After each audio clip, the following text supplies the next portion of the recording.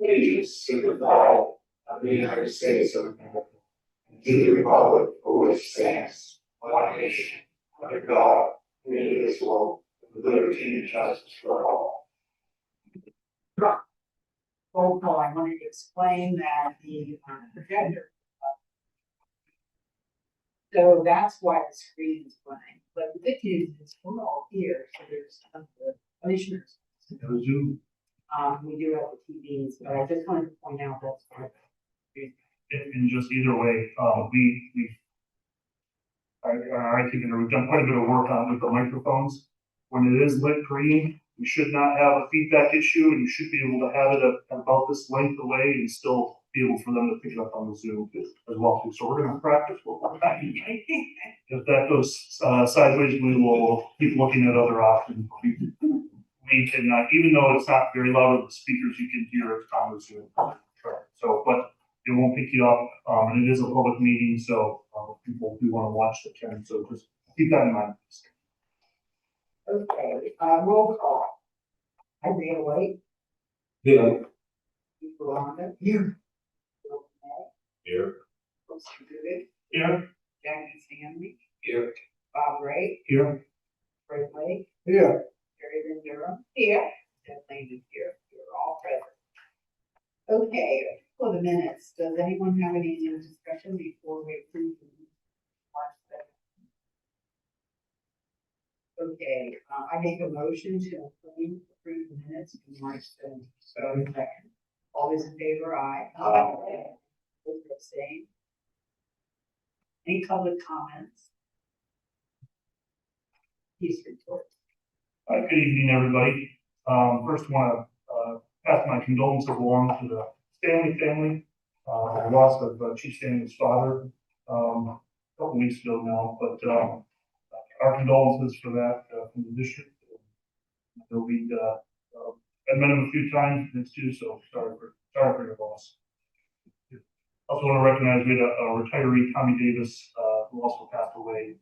We were able to get over to his funeral for a little bit as well too, but our condolences to his family as well too. So on that news, lots of good things happening in the district. As usual, our recruit school continues. Happy to say that all 11 of our recruits passed their EMT finals. So they are now starting this week on all sorts of fire things. Credit to Chief Justin in the back, and he taught most of the class as well too, with some help from some outside help as well too that we'll definitely acknowledge at a later time. But they did pass all their EMT. They're on to the fire things, which I think they are happy to be on to the fire portions, and they're starting that this week. So good work there as well.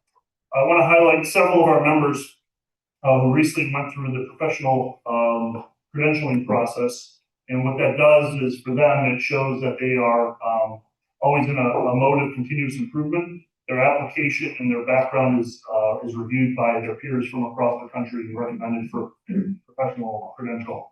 Those members are Captain Chris Mitchell, Captain Sean Ramsey, Captain Bob Madden, Captain Mark Edmonds, all received their fire officer credential. Well, also want to acknowledge Assistant Chief Sean Flanagan and a re-credentialing for Deputy Chief Kevin Hensling for their Chief Fire Officer credential. This is a bit of a laborious process and shows their continuous improvement. Congratulations to those members. Good opportunity. Captain Chris Mitchell, you heard his name before too.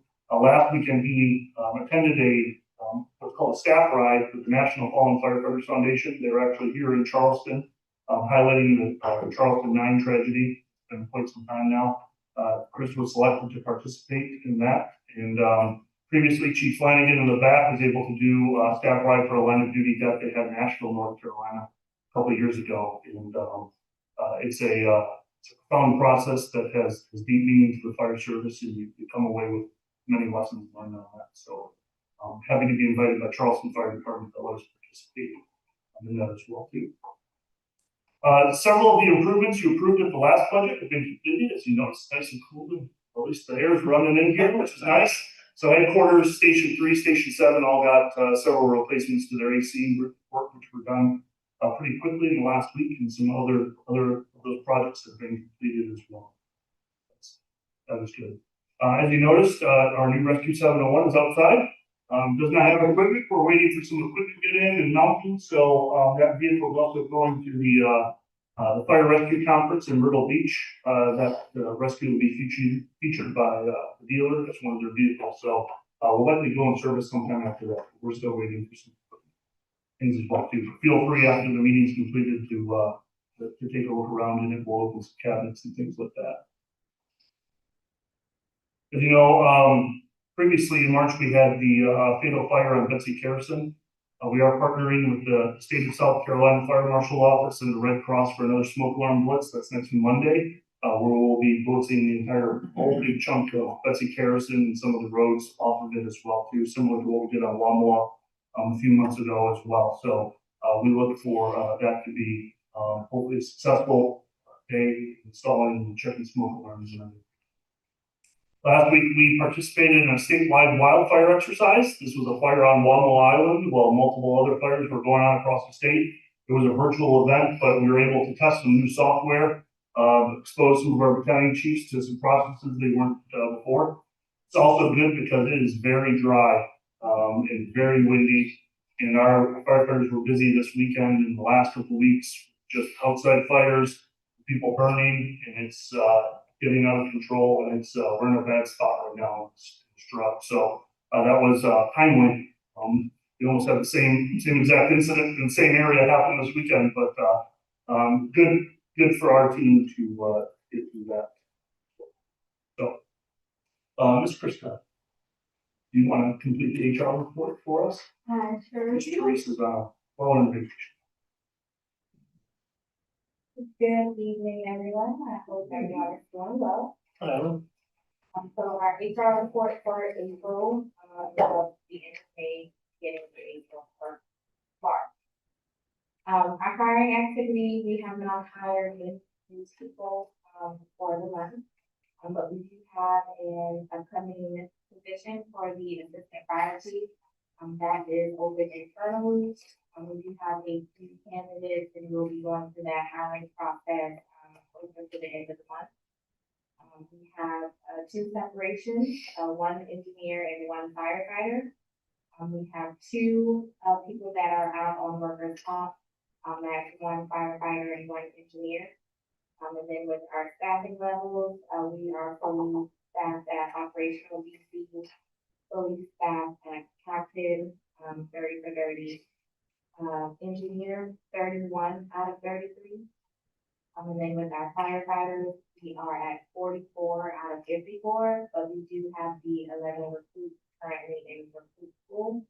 And then with our paramedic specialists, we are fully staffed there with 3 out of 3, plus our 2 part-time paramedic specialists.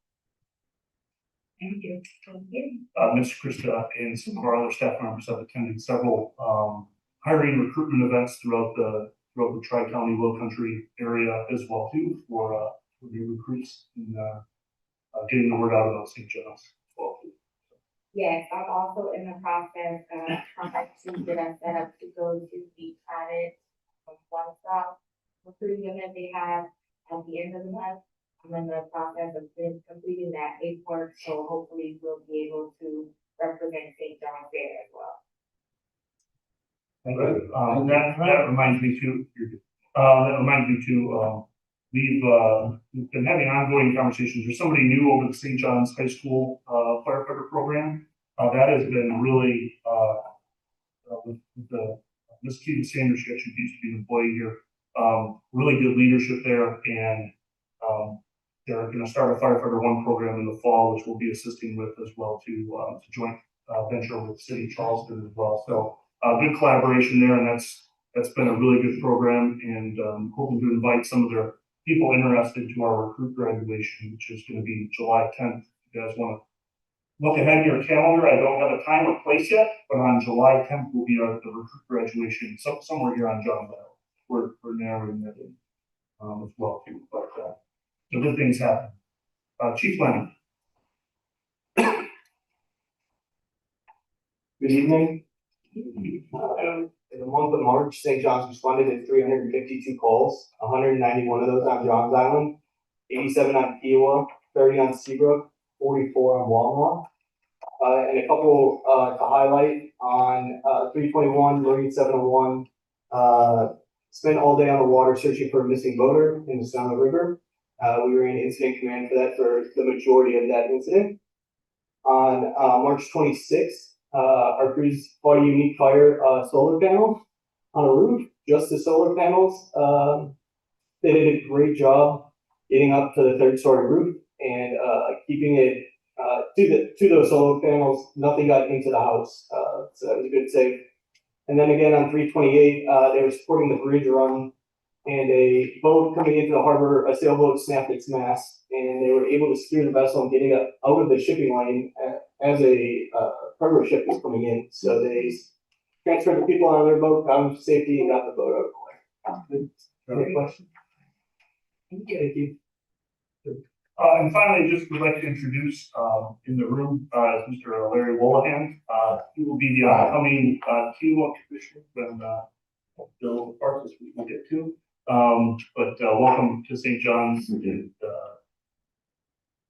we'll be in touch soon. Look forward to it. That's my report. If anybody has any questions? It's still bad right now. No, there's not. Yeah, so they had a short burn a couple weekends ago. Every few days they'll put a red flag warning out, which is not a ban, it's just a warning. They've still, I believe they're still banned for the upstate, but it comes and goes here, so there is no burn. But we've been proactive on social media about just not, please. I think one of our posts just said, please stop. Help us a little bit, so it's a little bit, it's just, it's the season for that, yard cleanup, things like that, and but it's really dry, and we haven't quite got the humidity yet either, so. Now, if you look at the weather report, there's no big rain events coming along. I think it's 20% next Sunday. Danielle, before we do the financial report, when Kristen and I were talking about the package, and she always prints out, we get the whole package on, and then she prints the whole package out, including all the detailed journal. And I'm just trying to save some paper and some costs. So I said to her, we'd really like Christy to continue to send the whole package to us, but when she prints it out for the meeting, and she did double side tonight, so thank you for that. But just mix the detailed journal entries that give us the rest. So that way we're not wasting paper. We'll see if that starts to be a problem, we'll start trying to do that. Danielle? Happy Monday. We've gone over the March financial report. Our overall operating expense budget remaining goal is 25%, and we are trending with savings at 30.63%. Our bank balances as of March 31st include our operating account at around 18.2 million, our eligible account at around 13.8 thousand, the 2023 Go Bond account at around 70,000, and the 2024 Go Bond account at around 14.9 million. Our March collections consisted of retiree reimbursements, and our February collections from Charleston County was around 443,000. The non-standard overtime for March was 97,000. Looking at the dashboard for the month of March, our operating expenditures year to date is at 16.3 million, which includes encumbrances. Our base pay is at 83%, and we are seeing a 11.04% increase in tax revenue compared to this time last year. Also, I want to mention that with your suggestion, Green Penny agreed to a 5% cost reduction in options. So, any questions? Okay, community update. Thanks so much. I'm definitely on this new microphone distance away because I've got more space than all of you. Continue to have weekly, sometimes more often, that coordination with the chief. That's just ongoing smaller issues, and of course, larger issues. And once again, believe it's the appropriate time to take the session tonight as the ongoing smell issue. But other than that, fairly quiet as to big issues, in contrast to the very busy winter that we had, so thank you all. Okay, under unfinished old business, we need to talk about the Kilo River Station Eight project, that there's been some new development. It's all that you kick it off. Sure, I will try to encapsulate what's kind of happened in the last month or so. And Charleston County has reassigned this project internally to a new member in their capital projects division. It was sitting in their facilities division. They got moved to capital projects. His name's Michael, and Michael's been very pleasant to work with. He's very communicative. I'm sure that's good as well too. What's happened? So we had a meeting a few weeks ago now where we discussed some kind of, we're ready to keep moving. There's some issues on the county end. One is that they have, it's under HUD, but it's, they've got some federal money to build their facility as well too. One of the key issues becomes in that, in their HUD federal funding requires a different elevation than what our building was planned to be at as well too. It's about a difference of about 1.5 foot of an elevation. So that became kind of one of the big issues in just the overall site itself. We're taking up a pretty good chunk of it because we've got a 3-bay fire station and just the size of the fire station. So once the county finally went through their programming exercise, they determined, oh, we need a much bigger building than what we had put on the site. Okay, we met with Councilman Chairman Boykin and Councilwoman Honeycutt and county leadership as well to kind of discuss through how we can navigate through some of these issues as well too. They've got a couple things. One of the developments today is that they're having an internal discussion tomorrow about actually using the federal money at all because of the constraints with the grant. But also they're asking for us to reduce our bay size from 3 to 2, which was originally a conversation, and then we had added the 3rd bay. And we had a quick meeting last Friday.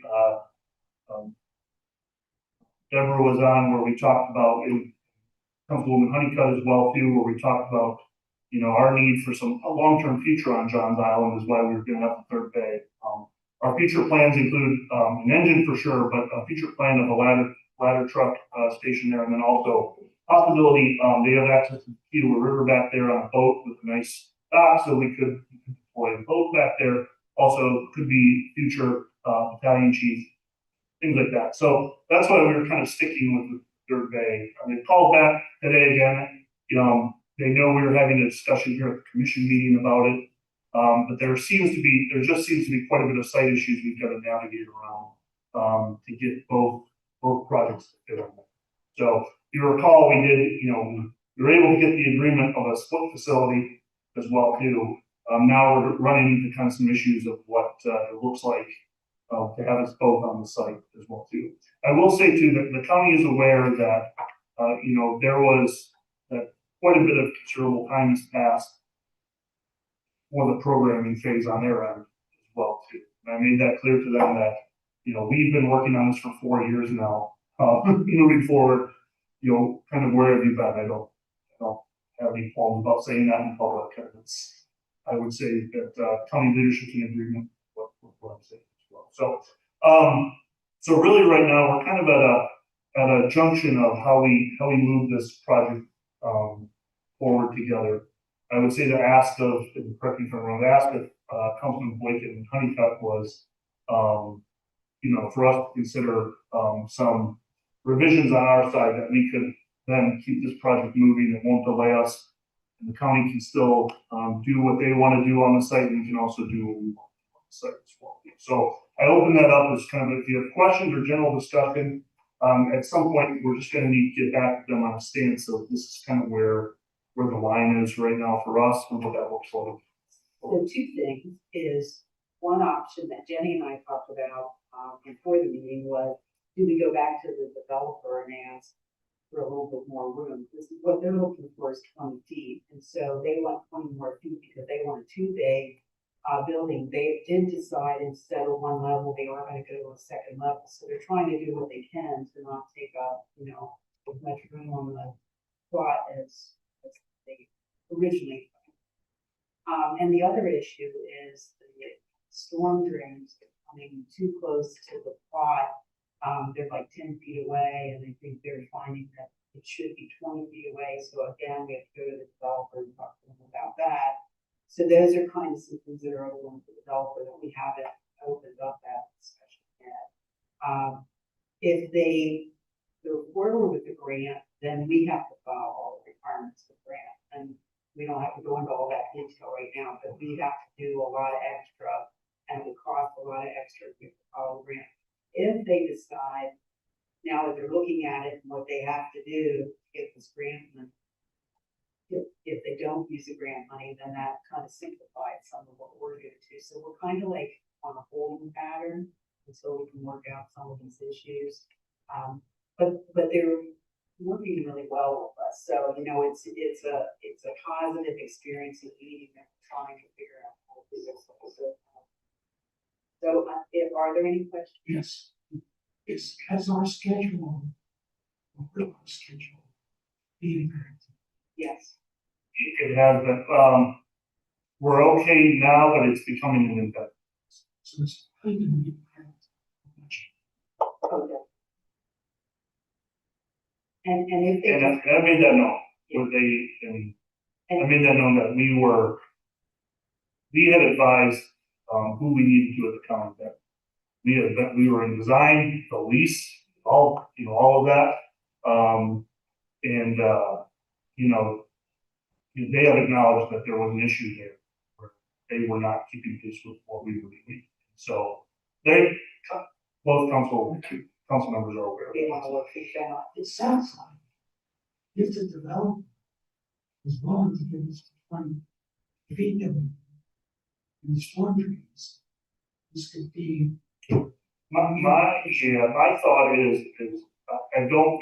first I felt like the site that they gave us was not great to begin with, because an acre of it's kind of chopped off anyway, because it's got power lines, those high voltage lines running through there, and you can't really build under there anyway. So it's already kind of constraining the site down a bit. So, that was I think they're trying to, I can't speak for them, but I think they're trying to avoid doing that, to go ask for more. But that seems the logical piece, is to ask for, it's a half acre maybe. If we feel that we need to stay with it. If they're willing to hear that, what is the room to give us? Yeah, I think some of the issues it was this point, how they had planned, basically the storm water through there. So there's a pretty large, pipe that Kiowa River, they will be putting in next to us, because next to us, they're gonna build, condos and apartments and all sorts of things. So it's just a higher problem, as well too. I think the other problem comes at, and I could be wrong about this, tree issues as well too. That's also kind of hampering it a bit. They're trying to work around as well. So, yeah, it's kind of, we reduced the third bay, I think, to the 2 bay. It would be a concession by us, but we would keep the project moving as we would. One of the things that might help is to remember, if the entire site is raised by 1.5 feet, that means that there's more dry land and less floodplain under the power line. So that may help make the building footprint a little bigger. Sure, that's something we have to look at. Yeah, the difference though in the elevations, we were to come up with their HUD requirements. David Myers puts that at around $300,000. Well, then you've got to move other things on site as well. The whole thing probably adds on somewhere close to $1 million, just to meet what their federal funding. Now again, too, they're also having some internal discussion. I can't speak to that about the actual use of this federal money, and if it's feasible, because there's an end date for that as well. That's why they're kind of pushing. Sorry, I'm not trying to. Has the county recognized that the increased cost of the facility And are they willing to bear that cost? Because they have delayed doing their home. And we had a discussion about, I told them in the meeting, I said, we're coming back to you for more money because of the cost. It's a conversation that hasn't been entertained yet. If they're willing to, put in more towards that, but every day this kind of passes, it becomes more expensive exercise. So we lost 2 months. It's still a point where, I guess this.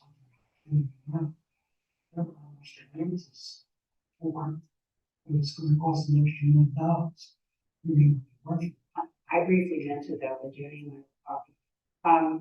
I don't know if they're still gonna do this now, if they're trying to figure out if they want to use the grant, but they were gonna give the documentation for the grant to David Myers. So that David can see what the challenges are and how does it impact us. And the chief and I also gave them permission that their gentleman, their project manager, Michael Beveridge, can work directly with David Myers. Because we said, we're not experts on this, for them to kind of work out and come back to us at a meeting in the very near future on where are we going, what are we doing, what are the challenges, and what is the extra funding. As I said to the chief, we gotta figure out how much of the funding. And work with Mr. Keithwood on, what bond issue. We already have 5 million kind of not identified yet, it's approved by the county, but it's not identified for a specific project yet. But then we think, so anyway, it is up in the air, but they're under pressure now to hit the ground running, and that's why they assigned Mike Beveridge. He is a capital project manager, so he's more attuned to this type of work. If they raise the elevation, we're still gonna be set farther back, because once you put all that stuff in, you still have to let it sit and compact before you build anything on it. Yeah. So we're talking about 2 months now, we're talking probably 4 months behind. Well, and that's gonna increase, but Yes. it's gonna cost for the building a lot, so all that. And this is water under the bridge, but if they didn't, these are part of that thing at first, we wouldn't have all this problem. You were in that first meeting, remember that first meeting? I was in a meeting too, where we talked about doing Yeah. that. And their county leadership is working. They have apologized for that piece of it. So just, but like, they're aware of that, and it is what it is now. So it's, I guess they're having an internal discussion tomorrow too. I think the question just comes down to what is the actual ask of us, and I think that ask is gonna be to eliminate the third day, so that they can. We're talking about the third day. You need an engine, you need a tower truck. That's the minimum. But when you go to that site, the way the houses are built, if you have a fire, you need a lot of work, because the break between homes is too short. So giving up the third day, I think it should seriously be considered from the fire point of view, not from a budgetary or whatever. I reminded them that this isn't just for Cuba. This is for Cuba River Estates. This is for the new shopping center for South Island Market. This is for Orange Hill when it goes in to this station. In addition to really kind of supporting more of John's Island on that way, which is why Joe's is too. The station sits on Jenny's line, but Joe's right over on the other side of the street, and he's very into it. And the station really supports Keyaway and Seabrook. When you look at our response packages on structured fire, it puts more units on scene faster. So actually, how much room is stall needs? They want 2 stalls. They're selling their building on Bedford Terrace. So the building right now, the EMS building on Bedford Terrace over the ambulances, sometimes there's. Probably the same reason why we want 3 days. Right, future, they want to put a sheriff's substation there, backup dispatch, thing, which I guess I'm further explain, but, anyway, so that's That's kind of where it's at. But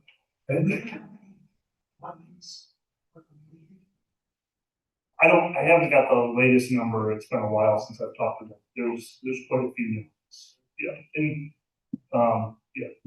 Quite a few. We have more and more responses. We've been back there a few times, even EMS calls. I would suggest that we, meet with the children. Because this impacts their plan. And given our point of view, what we think is necessary for Keywood River and the surrounding developments. And yet the county is coming along late and it wants to give up one of the days so they can put an ambulance and maybe a police car. I mean, it's disproportionate. But, you know, if we get the beach company, who has a lot of clout, in on this whole conversation, I think it would help. Yeah, I know, Ms. Honeycutt's talked about that a little bit about this developer. yet, but she's talking. Because they had talked about doing that, and I'm not sure where that rests with them, but, what I feel like is, I feel like tomorrow they're gonna have a discussion, we're gonna have a clear picture. I think it still just stands, we just have to, we'll probably have another meeting with our council persons in charge. Question, as a beach company, I reviewed the development agreement pretty carefully when we first got into this whole project. And I certainly agree that we should talk to them, but I would caution us from hanging all of our hopes there because the development agreement was very clear. And the beach company now has a vested right to develop according to that development agreement. And so they're not obligated to get, they sort of, there's no leverage, in other words. I think it's worth having that conversation with them and their understanding of the level of service that we can provide based on space. But I do want to manage expectations as best I can as just to their vested right that accrued at the time of the development agreement and continues throughout the process. So just my 2 cents on that after I read that development agreement. This is, and I'm not trying to, cross streams in that development agreement is, a payment to St. John's Fire District for this mayoral apparatus. That we haven't even approached that conversation, and that's a conversation for a different day.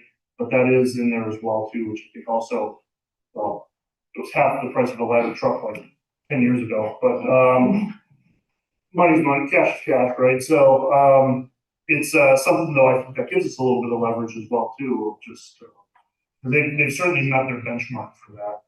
They after they found out how much area truck they call, they changed the size of the hotel. Yeah, I think the cap is, I think they would be is 475 or 420. Not enough. I have to mention. With all the delays going on, what's the impact with the contracts we have? So, None as of yet, because they haven't went out to pricing. So where we're at is, and why this came up as an issue with the county is, we submitted to go to site plan review with the county. Here's our site, here's the layout, here's what we're gonna do. And that's when they go, oh, wait a minute. Somebody said something to somebody, I have no idea what happened internally. And then we said, well, you guys haven't told us what we're doing. And we said, no, we have the last year and a half. And, then that's whatever happened internally there. But, so we've been transparent, about where we're at. And I told them we've had 4 years to do this, so. One other thought, if go back to developer or more land, it would have to be on the side toward the best tree. But the other end is in the Power lines. Yeah, and it's fine. And Yeah. the power. Can't build it in the flood zone or under the power. Cars on it. It's, so would it be fair, for me to come back and say that, the preference of the district is to keep the third bay? Let's figure out a way. Yep.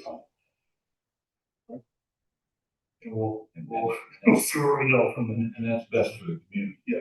That's why we were reminding them that it's not just, this is a bigger picture, and I told them, we're looking 3 to 5 years down the road, and what we're gonna. We also, I know David was gonna work with the architect too, we're gonna look like if we had 2 longer bays. Now, I think that becomes an issue with their ARB, because their ARB has been pretty strict on what this station looks like as well too. They're very into proportionate size kind of things, so like similar to Station 5, you're constrained on that site. We've just got longer bays, that we can utilize for work. So it's just, what is that even an option too? Because that could potentially help as well, but I will convey that, and we'll continue to discuss and hopefully resolve this. And one last point, I think we should put on the table. If this continues, it's my sense that we should just shut down Station 8 altogether. Go ahead with Station 7. And to put more pressure. Five. Yes. 5 is going in the right direction. No problems there. I understand what you're saying. So, we're shutting it down. There's too many variables here. We can't deal with it. Well, and I reminded them, I said, drive through here, we're gonna see how close the houses are together. If one catches on fire, if we don't get the equipment there fast, we're gonna have more than one house. Jeopardy, so I reminded them of that too. Okay. Anything else on that? Yes. I've heard anybody say, and I've been through a number of staffing for a weather event, hurricane, ice storms. We need that third bay. Everybody that wants to go, is gonna be out there, and whatever we gotta do, to get it, I certainly wouldn't want to give it up. Absolutely. Good point. Yeah, thanks.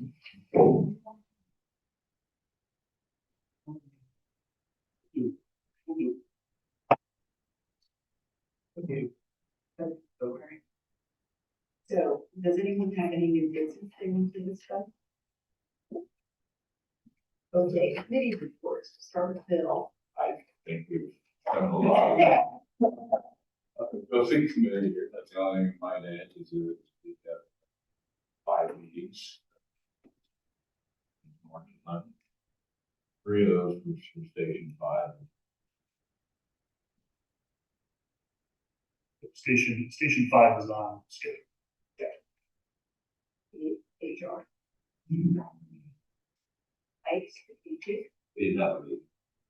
From a finance standpoint, we didn't have a meeting, but the chief and I were talking that we think we're at a point where we need to have a combined strategic and finance meeting. We've identified April 28th as Tuesday, and I think we're gonna set it for 10 o'clock. Yeah, that works for the group. So, yeah, I just, 28 or April 28th is a Tuesday at 10. See, and it would be both the strategic committee and the finance. 2 things really in that meeting. One is if we have kind of an update on this Kiowa River, we can discuss that in there as well too. The other one is I have a proposal when we look long term for the site at Station 1. I've got a proposal for us to review, just enough before that meeting to discuss if we wanted to do a site assessment for there, and we'll talk about a couple other ideas and visions I have for just our district as well too. So that would be for you to consider as well. So that's what that meeting will be about. Okay, public or fire code. All right, before we get to the commissioner comments, we have something special. Sure. Bill, come on out here with me. Come on. We're on the agenda, that's okay. We can set it here. So as you know, this is Commissioner Tomei's last meeting with the district, and you've been with the district for over 9 years. And I've known Bill that whole time. I've been at St. John's, my time as a chief, and I'm just speaking for the commission here as well too, to say thank you for your dedication. You will be missed. You're somebody I look up to, and you're somebody that has always been a good leader, and I appreciate that very much. You've been a dedicated commissioner, and lots of building projects, meetings, and some headaches, and phone calls and emails and things to review. But you've been a dedicated public servant, just as a commissioner, and on behalf of the commission, I wanted to thank you for that as well too. We have a plaque for you. Wow. Well. And we've got one other thing, sorry, I don't have a, kind of ran out of time here as well too, but, I asked the commissioners if they would support this, and, when Station 5 is done, and the training facility's done, it'll be built in a, performance. Oh, my God. So I'm sorry, I don't have a nice, thing. Come back. I will come back. Oh, I'll let you come back to the and we wish, especially your wife, the best of health. Yeah. And, we will be grateful, we would her. Thank you. Thank you. Thank you all. All right.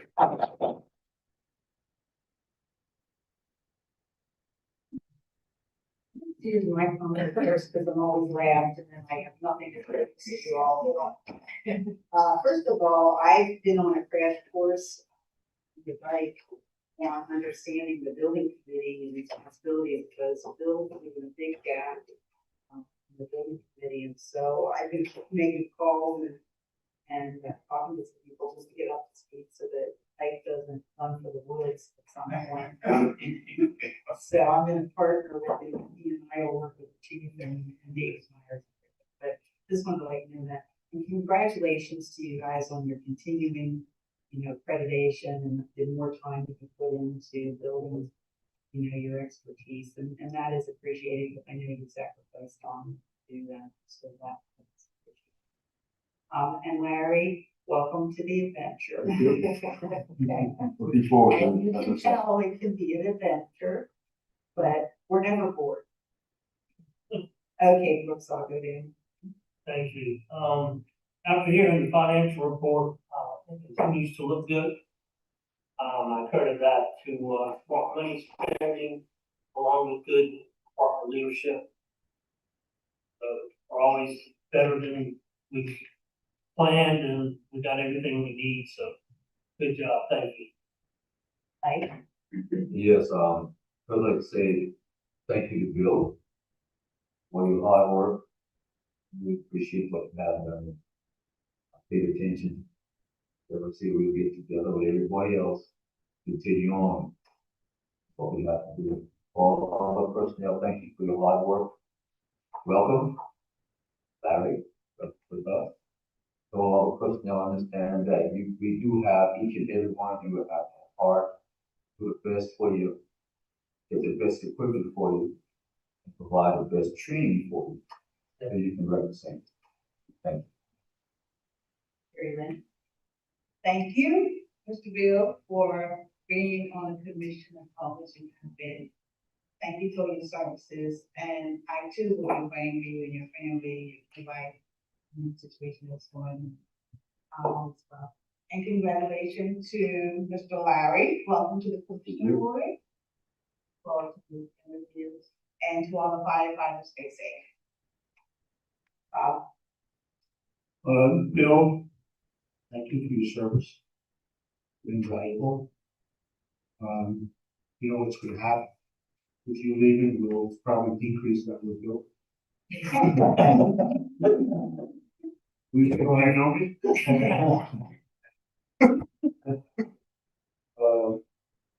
actually, I had proposed that we put your name on station 6 because it's. But I was beat up. The inside joke on that is we have a lot of issues with station 6 that we anticipate more, so I know Bill Defrin doesn't want his name on that station. Anybody? Bill, sorry to see you go. Enjoy North Carolina. I don't know what to say about the 100-degree weather in that area, but you will have a lot of the 100-degree weather. Please take care of yourself and your wife. Just one last thing, Chief, I talked to you, a couple of months ago, it's been a month now, about May 16th. We are inviting the chief and the group to, do some baby seats installation and show folks how to put the seats in the car. So we can put that on the calendar. I don't know. Yes. I don't want to get tied up. I'll follow up with you. Okay. All right. Thank you. Jackie? First thing, I'd like to thank you for the support for my time of bereavement, my family. I'd like to thank the district for the support and the person that came out to my house and with that support, I believe my family would be. Bill, I know Ike and all them, I don't know if they're gonna keep up what you've been doing. So they got their hands full. We watched you do this for years and you always said, God, how do we keep that pace up? But you gonna be missed. And hope everything works well for you personally, with your wife. If you need anything, we always just phone call away, even if you need someone to speak to. I'm always there. You can't call 911 anymore for me, but stop my phone. And, take care. Thank you. Steve? No, you should. Yep. It's all right. Thank you for the guidance you provided. Appreciate it. And of course, rest of the team, definitely. Congratulations. Congratulations. As always, please stay safe. Thank you. I don't know what to say. Appreciate all the kind comments. I do want to congratulate Chief Flanagan and Chief Johnson on CFO. That's quite an accomplishment. And also to Larry Lawhan stepping up to take my place here. And I do want you all to know that I've really enjoyed being here for the past 9 years, working with all of you. Do you ever finally add something? Sure. Being new to the commercial building thing, Bill blew my mind with all the details about a whole lot of stuff. I appreciate that. I do. Thank you. Madam Chair, that's going to be fantastic. Welcome, Larry. And one of the reasons I'm here is because of Bill, Breakfast Job, working with you guys. We used to talk about it all a while. All right. Okay, anything else? I make a motion that we go to executive session to discuss personnel matters. Those in favor, aye. Those abstain. Okay, we need for executive session.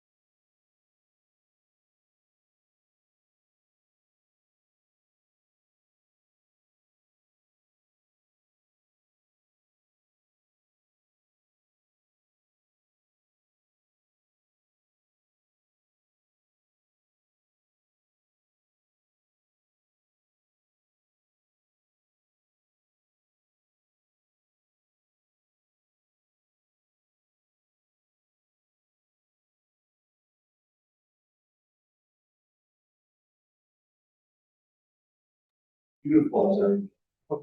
Oh, gosh, yeah, big old. They're old. I like her. They're old. I guess. Yeah. I want to plant because I love them. I keep them. It's all beautiful. There was no action taken in the executive session, right? There was no action taken in the executive session. There you go. Those in favor, aye. Aye. Those abstain? All right.